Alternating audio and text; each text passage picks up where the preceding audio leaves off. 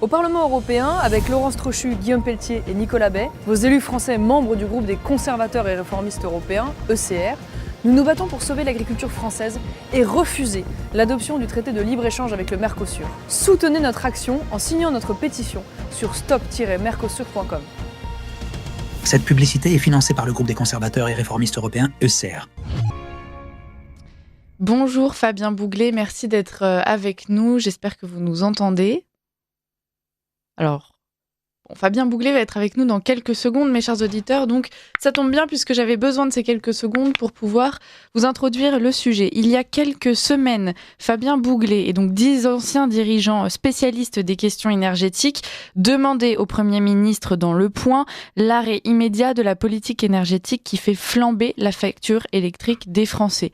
Il y avait donc différents points de dénonciation précis et ils sont aujourd'hui rejoints par 80 parlementaires qui s'associent donc à cette demande et on va pointer du doigt aujourd'hui donc avec Fabien Bouglet cette fameuse politique énergétique qui est menée depuis des dizaines d'années aujourd'hui en France, en quoi elle était un désastre pour notre pays et puis surtout quelles seraient les initiatives et les alternatives qu'aujourd'hui François Bayrou pourrait éventuellement porter. Bonjour Fabien Bouglet, merci d'être avec nous ce matin. Bonjour et merci de votre invitation. Mais c'est tout normal. Alors, est-ce que vous pourriez commencer, s'il vous plaît, par nous rappeler donc ces fameux points que vous étudiez dans votre tribune choc qui datait donc, si je ne m'abuse, de décembre?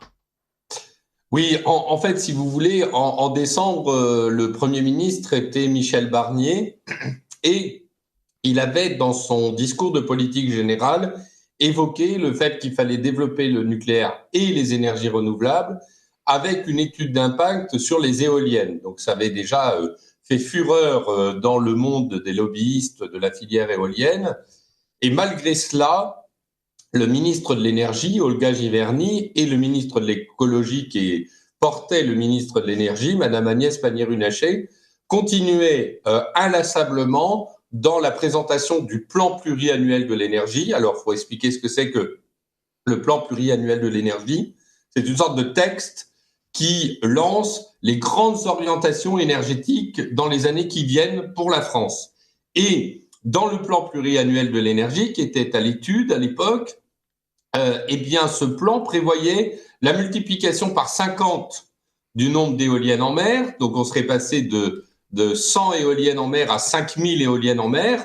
Donc, je ne sais pas si vous vous représentez ce que ça peut être, c'est-à-dire que on a les éoliennes au large de Saint-Nazaire, eh bien, c'est 50 à 60 fois le parc éolien au large de Saint-Nazaire. Et puis, la multiplication par 2 des éoliennes terrestres.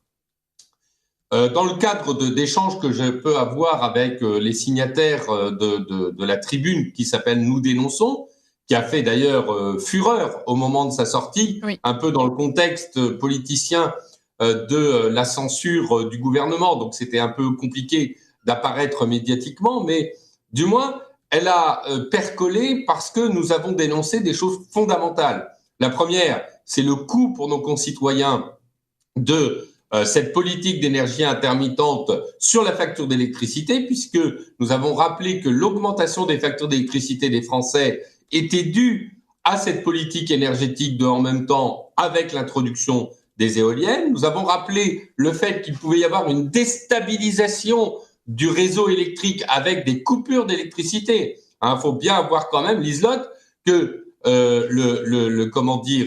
cette politique nous mène à des risques de coupures d'électricité comme dans les pays du tiers-monde. Donc c'est quand même extrêmement grave. Et enfin, nous avons appuyé et dénoncé et condamné les infiltrations que je dénonce depuis des années dans nos institutions, les ingérences étrangères, on parle d'ingérences étrangères, mais là, c'est vraiment des ingérences étrangères étatiques au sein des institutions françaises et le financement d'officines antinucléaires et pro-éoliennes par le gouvernement français. Et donc, cette tribune, à l'attention du Premier ministre, a eu énormément d'écho dans les milieux autorisés et a fait un électrochoc puisqu'elle était co-signée par d'anciens dirigeants de la filière énergétique française, dont Henri Proglio, qui a été le patron d'EDF, Hervé Macheneau, qui a construit, directeur exécutif général d'EDF, qui a construit les derniers réacteurs nucléaires français et les réacteurs nucléaires chinois, André Merlin, l'ancien patron de réseau de transport d'électricité, Louis Gallois, Bernard Accoyer, Xavier Moreno, qui est le patron du Centre de recherche sur le mix énergétique, Michel Rousseau, le patron de la Fondation Concorde, Christian Gérondeau, et j'en ai oublié, et François Goulard, ancien ministre de l'enseignement supérieur. Donc,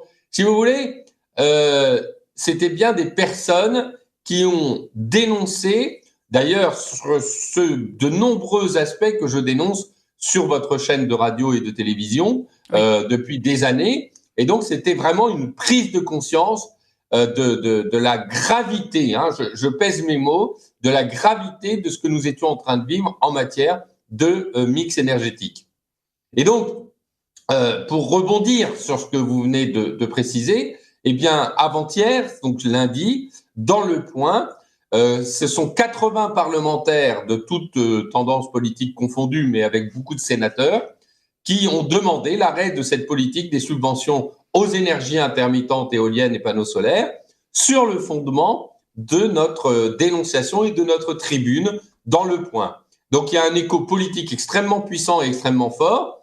Et d'autre part, l'autre point qui est à souligner, c'est le fait que le Premier ministre François Bayrou, dans ce discours de politique générale, a dit très clairement, et moi je m'en félicite, on peut aimer ou ne pas aimer François Bayrou, moi je m'intéresse qu'à la politique énergétique, et dès qu'on a des efforts et des avancées, eh bien je m'en félicite.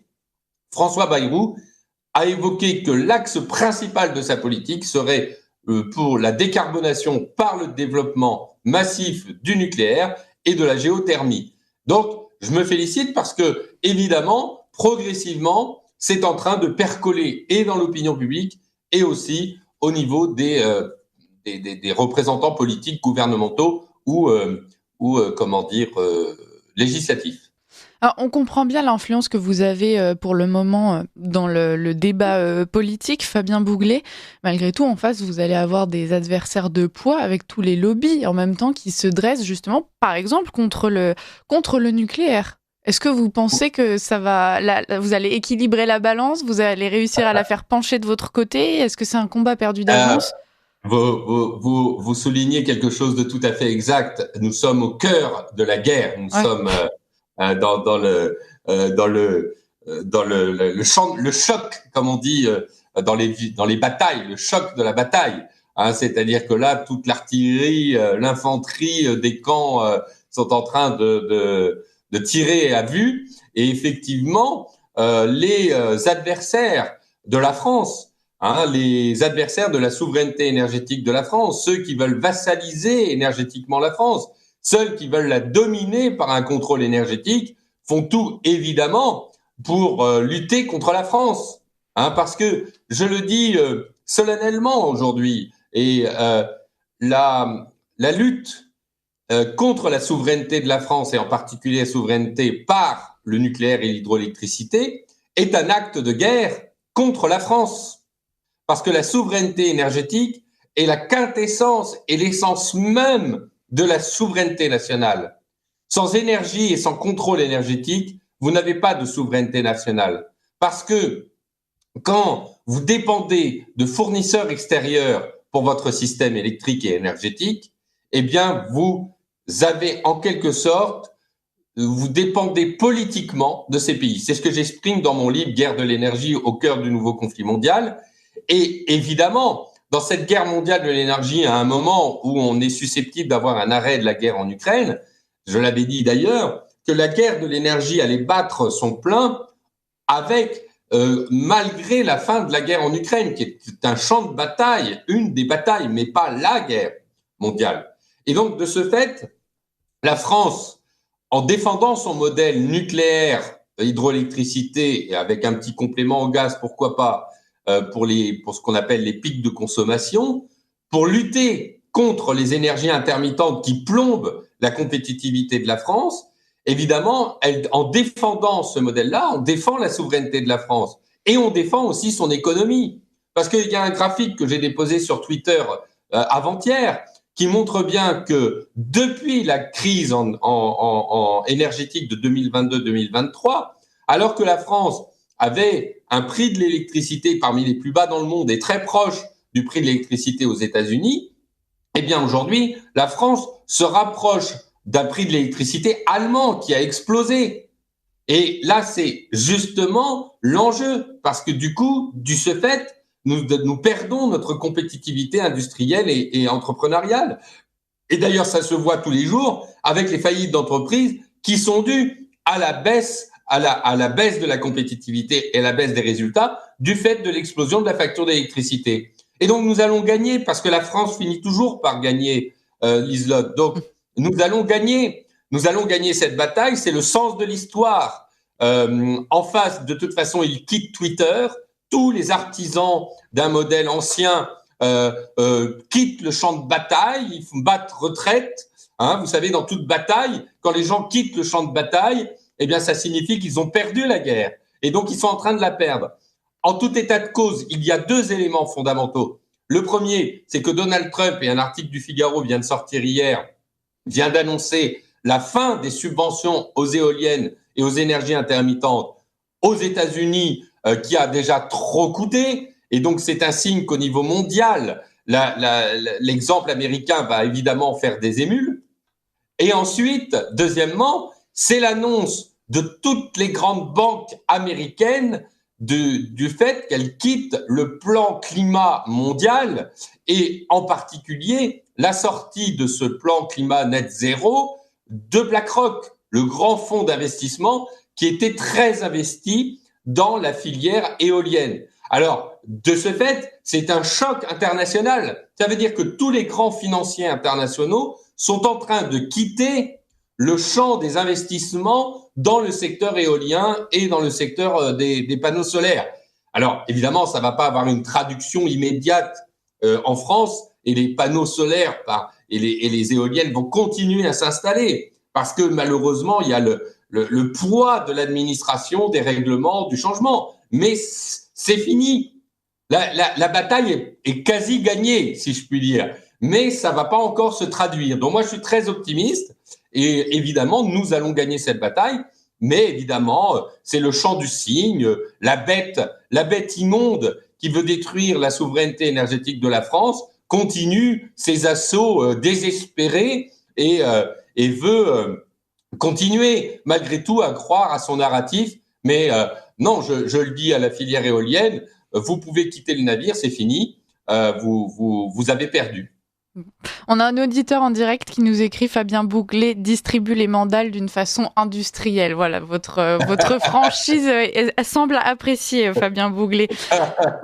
Au-delà de la question... Mais vous, si je le fais, c'est bien pour signifier que nous sommes dans une situation d'une extrême gravité.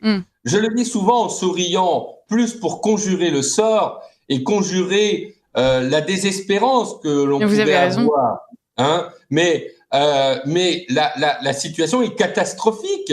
Derrière cette politique énergétique scélérate que nous vendent les Agnès Pannier-Runacher et les traîtres à notre pays qui veulent nous façaliser, derrière tout cela, il y a les Français qui ne peuvent plus se chauffer. Il y a les Français qui voient leur facture d'électricité augmenter. Il y a les entreprises qui ferment. Il y a des gens qui sont au chômage. Il y a des chefs d'entreprise ou des agriculteurs qui se suicident. Donc, ça n'est pas simplement une politique énergétique abstraite, ça a des conséquences terribles sur la vie des Français. Alors moi, je suis, on pourra dire, un privilégié, quelqu'un qui habite en région parisienne, mais ce n'est pas parce que je suis un privilégié que je ne suis pas sensible au sort de mes concitoyens. D'ailleurs, je fais des conférences partout en France et je vois bien les Français désespérés et je vois bien toutes ces personnes qui souffrent de l'installation d'éoliennes, qui voient la valeur de leur maison diminuer, la valeur de la maison qui a contribué leur patrimoine de toute une vie. Donc, c'est un coup de colère, mais qui est proportionné à la gravité des traîtres qui sont en train de détruire notre pays. C'est ça et donc je ne fais que compatir et je suis le porte-voix des sans-voix et des sans-dents, comme disait François Hollande, qui a justement contribué à la destruction et à qui on doit la destruction de notre système énergétique. C'est François Hollande et François Brottes, le député qui a fait la loi de baisse de part du nucléaire et d'augmentation des éoliennes. Ces gens-là veulent la décroissance, ils veulent détruire la France, ils veulent détruire son économie, ils veulent la pauvreté des gens. Mais ils l'ont dit. Ils l'ont dit quand ils se présentaient. Nous voulons de la décroissance. Mais la décroissance, c'est la pauvreté. Il faut quand même être réel. La décroissance, c'est empêcher les gens de rouler en voiture dans les centres-villes. C'est bloquer les gens avec les DPE et les contraindre à faire des travaux qui sont impossibles à faire. C'est ça la décroissance. C'est empêcher les agriculteurs de travailler. Et derrière, avec cette souveraineté énergétique, c'est aussi la souveraineté alimentaire. Ça, je l'ai mentionné dans mon chapitre 1 de mon bouquin Guerre de l'énergie. Donc, non, c'est extrêmement grave et je ne suis pas certain alors nos concitoyens en ont conscience parce qu'ils le vivent, oui. Mais je ne suis pas certain que nos élus dans la globalité en aient conscience. Et c'est pour ça que je me réjouis de la tribune qui est sortie dans Le Point et je remercie les parlementaires qui ont signé cette tribune parce qu'elle exprime quelque chose d'extrêmement fort. Et c'est pour moi un tournant majeur.